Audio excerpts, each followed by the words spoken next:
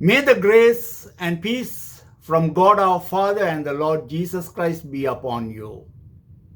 I am your friend Leslie Ravichandra. I am so glad to connect with you once again through this video. When Jesus was on the earth, usually he was followed by a large crowd. Reason being that he was a great source of blessing to them. He was a healer. He used to feed them. Twice we find that in the Bible. Once there was 5,000 plus. In another occasion there was 7,000 plus people. And also we find that he raised the dead in 3 different occasions. And he used to preach the people, giving them the hope.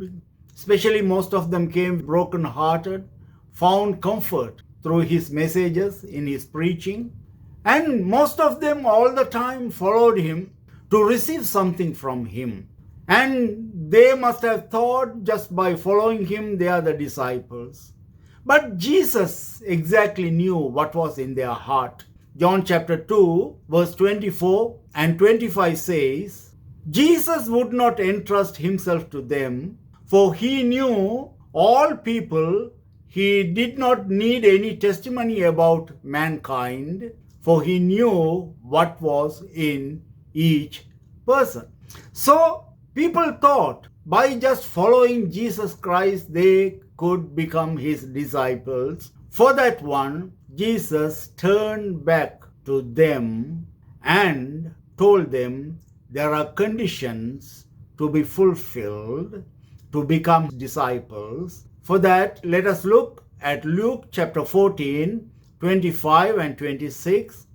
Large crowds were traveling with Jesus, and turning to them he said, if anyone comes to me and does not hate father and mother, wife and children, brothers and sisters, yes, even their own life, such a person cannot be my disciple.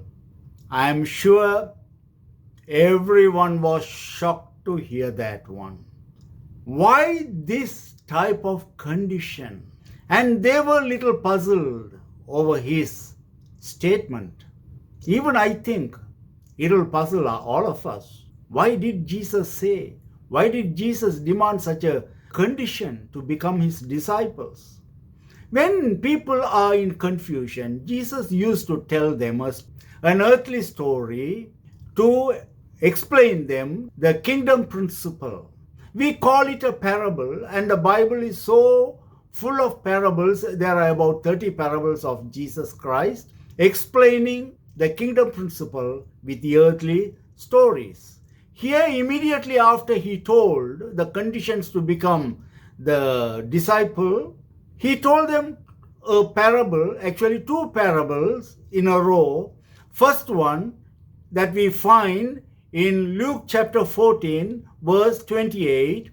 Suppose one of you wants to build a tower, won't you first sit down and estimate the cost to see if you have enough money to complete it? And also another parable he told in Luke chapter 14 verse 31. Suppose a king is about to go to war against another king, won't he first sit down and consider whether he is able with 10,000 men to oppose the one coming against him with 20,000? And he said after that we find in verse 33 of Luke chapter 14, in the same way, those of you who do not give up everything you have cannot be my disciples. Now, he told them a story, we call it parable. I think for our confusion over what Jesus told about the conditions to become his disciples, let us study a little bit into these parables to understand what he really meant. First of all, we find a builder wanted to build a tower. If he doesn't first sit down and count the cost and suddenly start to build, and he just go about building the foundation, then he doesn't have money, people will make fun of him, won't they? So here Jesus says, before you start building a tower, first you sit down and count the cost.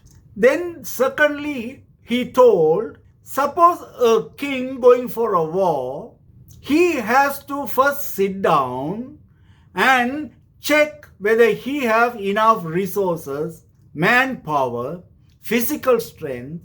Otherwise, going with his 10,000 people to fight against 20,000 people, he is not going to make it.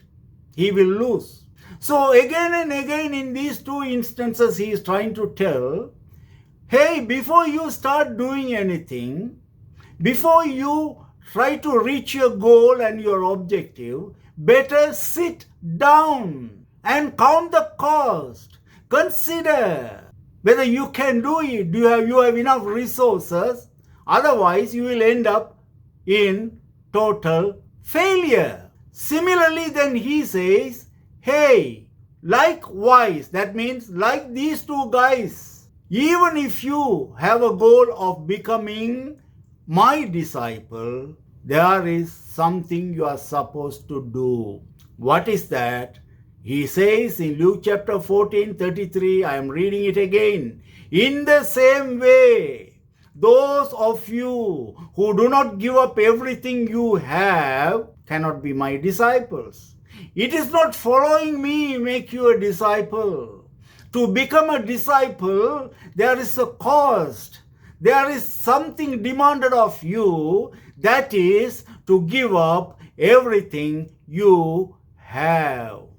And he started saying that unless you do this and do that, you cannot be my disciples. They were confused. For to understand more clearly, let us look at another scripture that we find in Matthew chapter 10, verse 37 through 39. It says, anyone who loves their father or mother more than me is not worthy of me. Anyone who loves their son or daughter more than me is not worthy of me. Whoever does not take up their cross and follow me is not worthy of me. Whoever finds their life will lose it, and whoever loses their life for my sake will find it. This is a very clear picture he is trying to give. He says the top priority in your life should be him. He's clearly mentioned 3 places. Unless you do all these things, you are not worthy of me. What does he expect us? What is this demand to become his disciple? He speaks about the father, mother, daughter, son, and the life, and carrying the cross. And he talks so many things. It all implies to only one thing. That is, he wanted you and me to hand over everything we have to him so that he takes over the ownership of everything we have.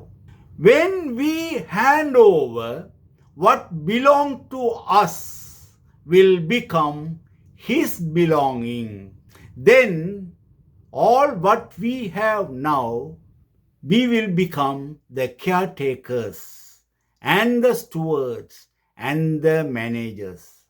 Again, I am telling, when we hand over everything to him, we are handing over our ownership to him, and he becomes the owner for everything that belongs to us.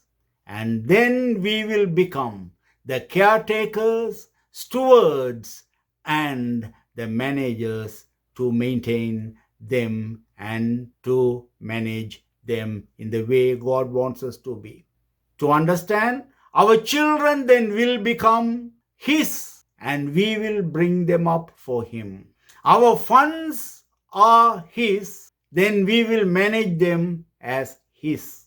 Our assets, our jobs, our parents, our family, including our weaknesses, our sicknesses, our problems, and you name them, everything that we have will be handed over to Him, and He becomes owning everything that we have. Then He asks us to take care of His belongings that are in our possession now. It is like emptying ourselves at the feet of Jesus Christ. So everything that we have by our willful submission to Him is the cost to become His disciples. A total surrender. We commit everything to Him and we say, rather than naming them one by one, Lord, I give you that, I hand over this, I hand over my family, I hand over my fund. Rather than we commit everything like that, we can simply say, Lord, all that I am and all that I have belong to you hereafter. I own nothing, and everything that I have belong to you. Don't you think this is what exactly He wants? And the Word of God gives us another scripture. After saying that parable, Jesus mentioned in Luke chapter 14, 34 and 35, salt is good, but if it loses its saltiness, how can it be made salty again? It is fit neither for the soil nor for the manure pile. It is thrown out.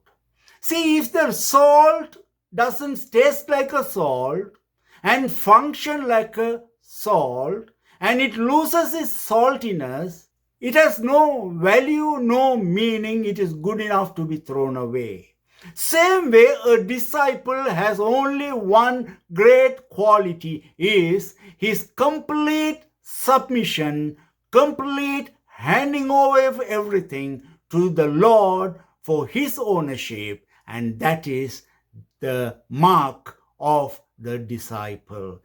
This is what exactly expected of us, and there is a reward for that. Our Lord is not a debtor to us. When we hand over everything to Him, Matthew chapter 19 verse 29 says, everyone who has left houses or brothers or sisters or father or mother or wife or children or field for my sake will receive 100 times as much and will inherit eternal life. Mind you, Jesus is not a selfish person to ask all these things from us, but our submission means to Him is to bless us abundantly.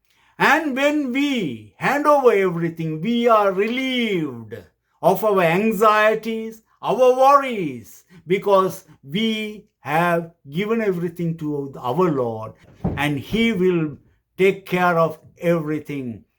By handing over everything to Him, we are assured that He will take a better care of everything than we could, and we can live a worry-free life. Handing over, trusting Him is called faith in the Bible. And this is how we acknowledge His Lordship over our lives. My dear friend, I think this message would have given you a clarity over what is it Jesus demands to become His disciple. He asks you and me to hand over everything that we have so that He takes the ownership and He will take complete control of everything that we have. And we can live a worry-free life, a joyful life, trusting in Him. I have given everything. My Lord will take complete control of everything. And that is the mark of the disciple. That is what Jesus wants you to do in order to become His disciple. Shall we look to the Lord in prayer? Our Lord, our God, our Father, we thank you for this wonderful revelation and the wonderful way that you have revealed yourself how to become your disciples. Father God, help us to simply obey you, trust you, by handing over to you, submitting everything that we have to become your disciples. Lord, that will bring great blessings upon our lives, and you will be everything in our lives, and we will live under your care. Thus, we will be called your disciples. Thank you, Lord, once again. In the name of Jesus, I pray. Amen. Thank you, my friends, for having listened to this message. May the grace of our Lord Jesus Christ and the presence of our God be with you until we meet again. Bye.